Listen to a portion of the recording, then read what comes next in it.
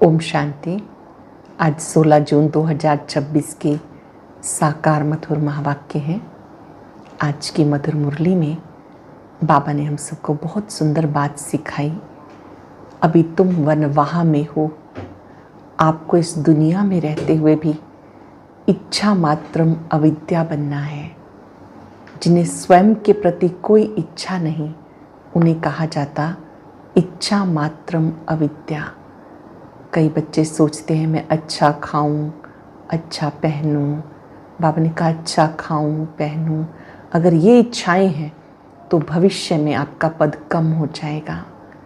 मेरा घर, मेरा शरीर, मेरा परिवार, ये सब भूल अपने को आत्मा समझो। एक बात को याद करो, जब आप स्वयं दलदल से निकले हुए होंगे तब आप दूसरों को भी निकाल सकेंगे। सब रावण की जंजीरों में फंसे हुए हैं। बाबा आए ही हैं रावण की जेल से मुक्त करने के लिए। तुम ही सच्चे सच्चे राज ऋषि हो। राज ऋषि पवित्र को कहा जाता है। यहाँ रहते हुए भी अपने शांति स्वधर्म में स्थित रहना है। आत्मा का स्वधर्म है शांत। स्वधर्म में स्थित रहे, सबको स्वधर्म की स्मृति दिलानी है। बाबा ने ये राज खोला, कैसे आप आत्माएं मूल वतन से यहाँ पार्ट बजाने आती हो। बाबा स्वयं आए हैं आप बच्चों को अब घर वापस ले जाने के लिए। जीते जी मर जीवा बनना है, ट्रस्टी बन जाना है। सुनते हैं बाबा के मधुर बोल। बाबा ने कहा मीठे बच्चे, तुम अब सच्चे सच्चे राजयोगी हो। तुम अभी सच्चे सच्चे राजयोगी हो, राज ऋषि भी हो। राज ऋषि माना ही पवित्र। तुम अभी सच्चे सच्चे राजयोगी हो। तुम्हें राज ऋषि भी कहा जाता है। राज ऋषि माना पवित्र। क्वेश्चन है, तुम बच्चे मनुष्यों को माया रूपी रावण की दलदल से कब निकाल सकेंगे? तुम बच्चे मनुष्यों को माया रूपी रावण की दलदल से कब निकाल सकेंगे? जब तुम खुद उस दलदल से निकले हुए होंगे। दलदल से निकलने वालों की निशानी है इच्छा मात्रम अविद्या। एक बाप के सिवाय कुछ भी याद ना आए। अच्छा कपड़ा पहने, अच्छी चीज़ खाएं, ये लालच ना हो। तुम्हारा पूरा ही इस समय वनवाह का जीवन है। अब तुम वनवाह में हो, इस शरीर को भी भूले हुए हो। मेरा कुछ भी नहीं, मैं आत्मा हूँ। ऐसे आत्म अभिमानी बच्चे रावण की दलदल से मनुष्यों को निकाल सकते हैं। आत्म अभिमानी बच्चे रावण की दलदल से मनुष्यों को निकाल सकते हैं। गीत है, तू प्यार का सागर है, तेरी एक बूंद के प्यासे हम। ओम शांति। कोई समय गीत जब बजाया जाता तो बच्चों से गीत का अर्थ भी पूछते थे। अब बताओ तुम कब से राह भूले हो? कोई ने कहा द्वापर से, कोई ने कहा सतयुग से। जो कहते द्वापर से भूले हुए हैं वो रॉन्ग है। सतयुग से राह भूले हैं, ये बताने वाला तो अब तुम्हें बाप मिला। सतयुग में राह बताने वाले को कोई नहीं जानते, वहाँ कोई बाप को जानते ही नहीं। गोया भूले हुए हैं। भूलना भी ड्रामा में नूंद है। फिर अब राह बताने आए हैं। कहते हे प्रभु राह बताओ। हम सतयुग से लेकर बाप को भूले हुए हैं। बाबा प्रश्न पूछते बुद्धि चलाने के लिए। बाबा बीच बीच में प्रश्न पूछते हैं ताकि बच्चों की बुद्धि एक्टिव रहे। ये ज्ञान ही निराला है। ज्ञान का सागर बाप है। बाप सम्मुख समझाते हैं। ज्ञान का सागर, सुख का सागर मैं ही हूँ। तुम भी जानते हो बरोबर पतित पावन एक बाप है। ये तो भक्ति मार्ग वाले भी मानते हैं। पावन दुनिया है ही शांति धाम और सुख धाम। अब सुख धाम और दुख धाम आधा आधा है। यहाँ तो बच्चे अच्छी रीति जानते हैं बाप ज्ञान का सागर है, तभी सब उसको फादर कह के बुलाते हैं। परंतु वो कौन है, कैसे आते हैं, ये भूल जाते हैं। 5000 वर्ष की बात है, बरोबर इन देवी देवताओं का राज्य था। सतयुग में है सदगति, फिर दुर्गति कैसे होती है कौन बताए। बाप ही आकर समझाते, द्वापर से तुम्हारी दुर्गति हुई, तभी तो बुलाते हैं। तुम समझते हो ये कोई नई बात नहीं, बाप कल्प कल्प आते हैं। अब निराकार बाप आत्माओं को समझाते। कोई भी अपनी आत्मा को नहीं जानते, ऐसे कभी कोई नहीं बताएंगे कि हमारी आत्मा में सारा पार्ट भरा हुआ है। कभी नहीं कहेंगे कि मैं अनेक बार ये बना हूँ, पार्ट बचाया है। ड्रामा को वो जानते ही नहीं, करके लाखों हजार वर्ष कहें फिर भी ड्रामा तो है ना, ड्रामा रिपीट होता है, ये तो कहेंगे ना। ये ज्ञान बाप बच्चों को सम्मुख देते हैं, मुख से बात कर रहे हैं।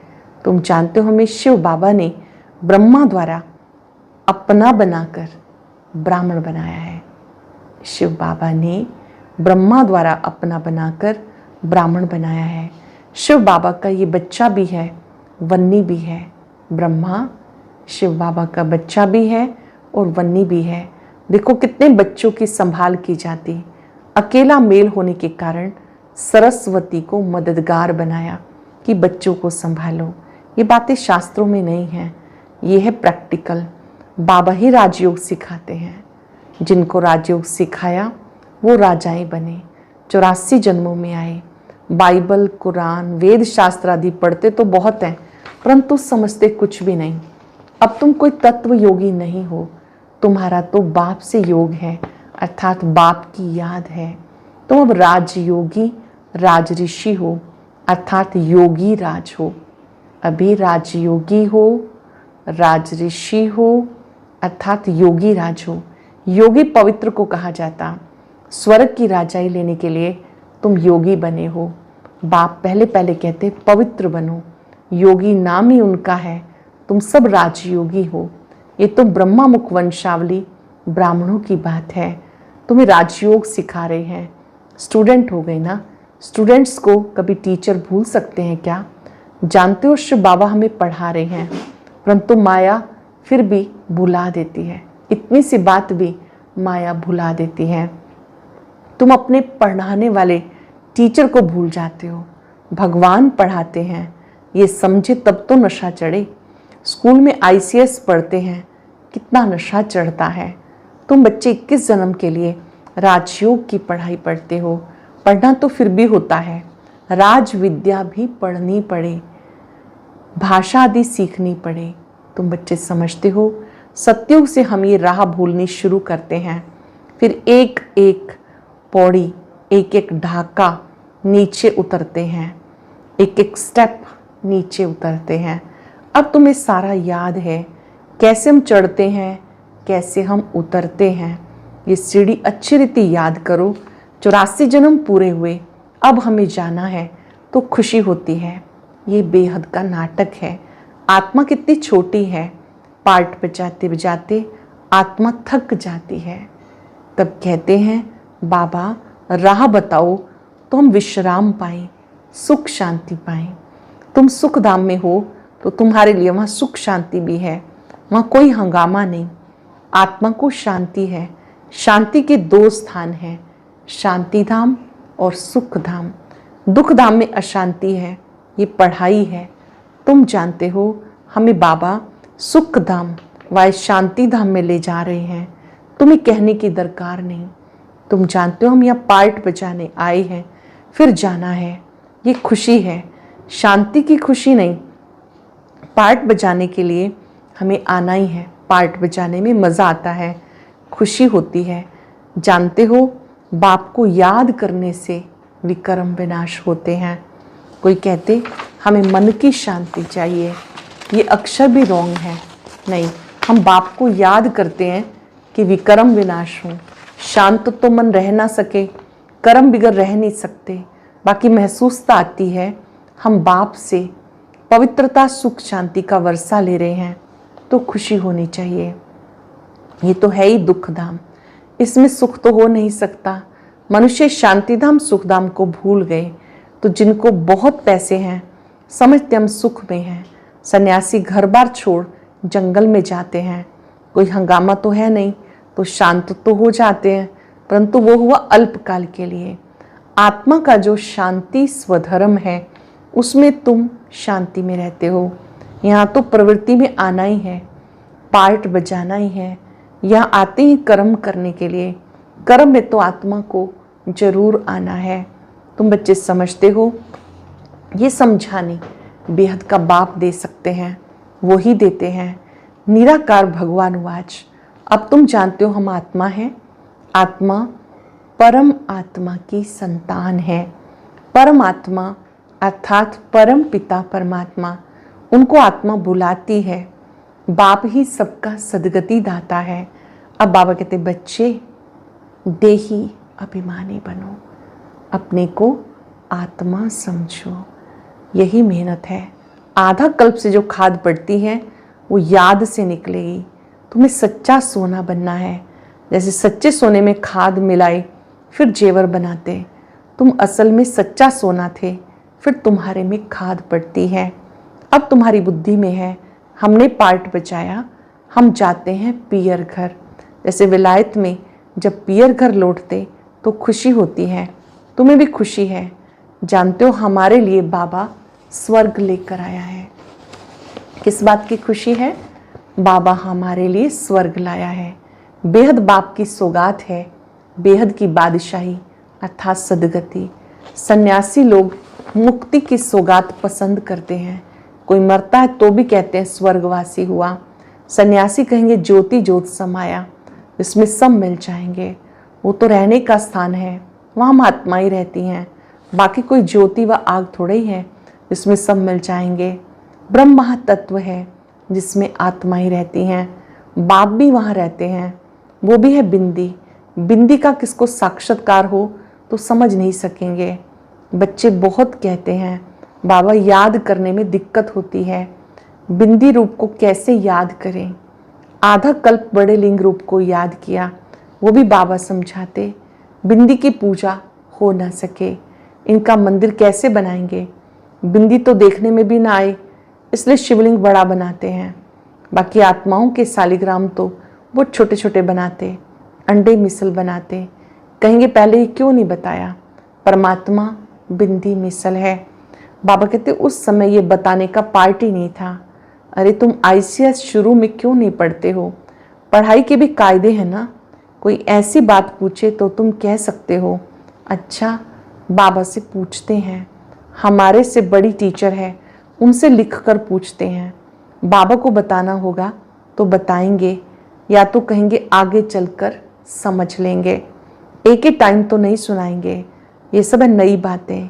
तुम्हारे वेदों शास्त्रों में जो है बाबा बैठकर सार बताते हैं। ये भी भक्ति मार्ग की नूंद है। फिर भी तुम्हें पढ़ने ही होंगे वेद शास्त्र आदि, भक्ति मार्ग का पार्ट है। बाबा कहते फिर भी आपको पढ़ने ही होंगे। ये भक्ति का पार्ट बजाना होगा, पतित बनने का भी पार्ट बजाना है। कहते भक्ति के दुबन में फंस गए। बाहर से तो खूबसूरती बहुत है, जैसे रुन्ने के पानी की मिसाल देते हैं। भक्ति भी सुनी आकर्षक बहुत है। बाबा कहते रुन्ने का पानी है, मृग तृष्णा समान है। बाबा कहते इस रुन्ने का पानी है, इस दुबन में फंस जाते हैं, फिर निकलना ही मुश्किल हो जाता है, एकदम फंस पड़ते हैं। कहते हैं औरों को निकालने के लिए गए फिर खुद ही फंस गए। ऐसे बहुत फंस जाते हैं। आश्रयवत सुनंती कथंती औरों को निकलवंती, चलते चलते खुद फंस जाते हैं। बहुत आश्चर्य से ज्ञान सुनते हैं, सुनाते हैं, फिर खुद ही फंस जाते। कितने अच्छे अच्छे फर्स्ट क्लास थे, फिर उनको निकालना बड़ा मुश्किल हो जाता। बाप को भूल जाते हैं। तो दुबन से निकालने में कितनी मेहनत लगती है, कितना भी समझाओ बुद्धि में नहीं बैठता। अब तुम समझ सकते हो हम माया रूपी रावण की दलदल में कितना फंस गए थे। बाबा हमें निकालते हैं। जितना निकलते जाते उतना खुशी होती है। जो खुद निकला होगा उसके पास शक्ति होगी दूसरों को निकालने की। जो खुद निकला होगा उसमें शक्ति होगी दूसरों को निकालने की। बाण चलाने वाले कोई तीखे होते हैं, कोई कमज़ोर होते हैं।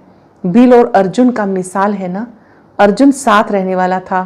अर्जुन एक को नहीं, जो बाप का बनकर बाबा के साथ रहते हैं उन्हें कहते अर्जुन। बाबा का बनकर जो बाबा के साथ रहते हैं उसे अर्जुन कहते।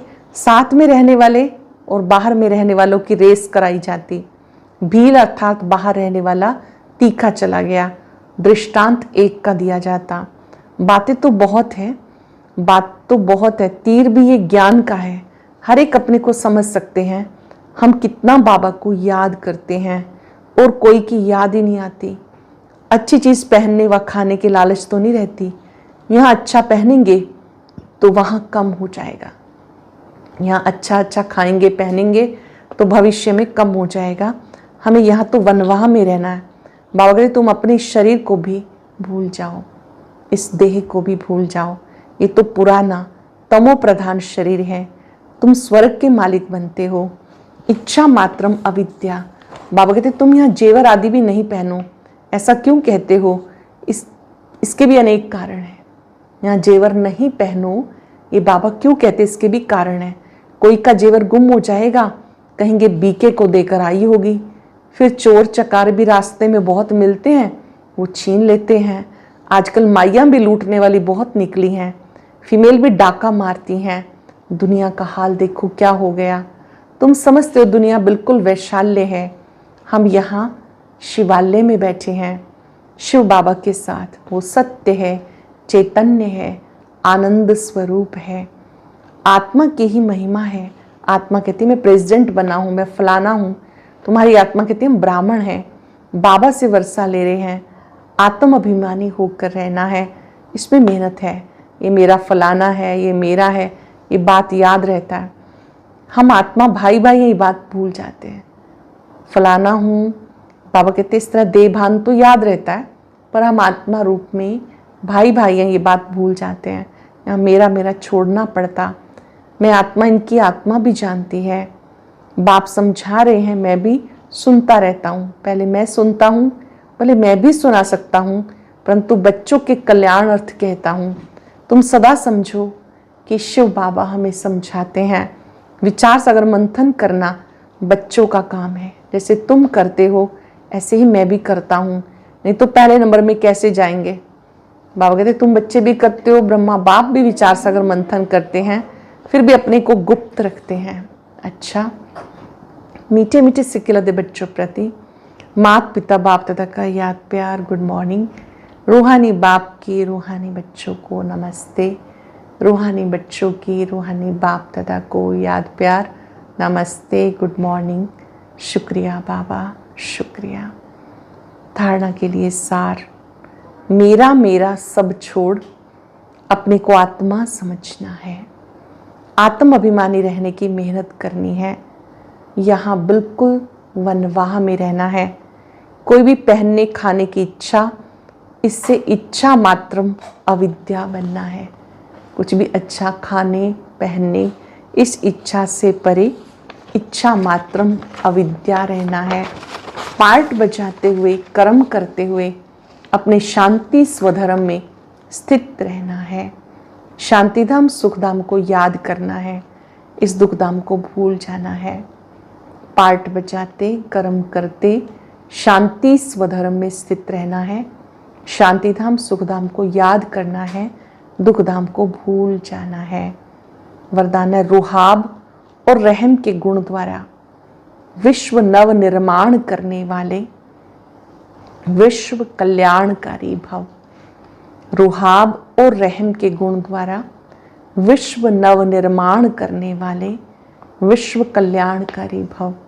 विश्व कल्याणकारी बनने के लिए मुख्य दो धारणाएं आवश्यक हैं। एक ईश्वरीय रुहाब, दूसरा रहम। अगर रुहाब और रहम दोनों साथ साथ और समान है तो रूहानियत की स्टेज बन जाती है। तो जब भी कोई कर्तव्य करते हो, मुख से शब्द वर्णन करते हो, चेक करो रहम और रुहाब दोनों समान रूप में हैं। रहम और रुहाब दोनों समान रूप में हैं। शक्तियों के चित्रों में इन दोनों गुणों की समानता दिखाते हैं। इसी के आधार पर विश्व नव निर्माण के निमित्त बन सकते हैं। स्लोगन है बाप के प्यार के पीछे व्यर्थ संकल्प न्योछावर कर दो, ये सच्ची कुर्बानी है। बाप के प्यार के पीछे व्यर्थ संकल्प न्योछावर कर दो, ये सच्ची कुर्बानी है। अव्यक्त इशारा, सदा हर्षित रहने के लिए अपने नेचर को सरल बनाओ, सहनशील बनो, जितना हो सके स्वयं सरल बनो। सरल होंगे तो याद भी सरल होगी। जितना जो हर बात में स्पष्ट साफ होगा उतना सरल होगा।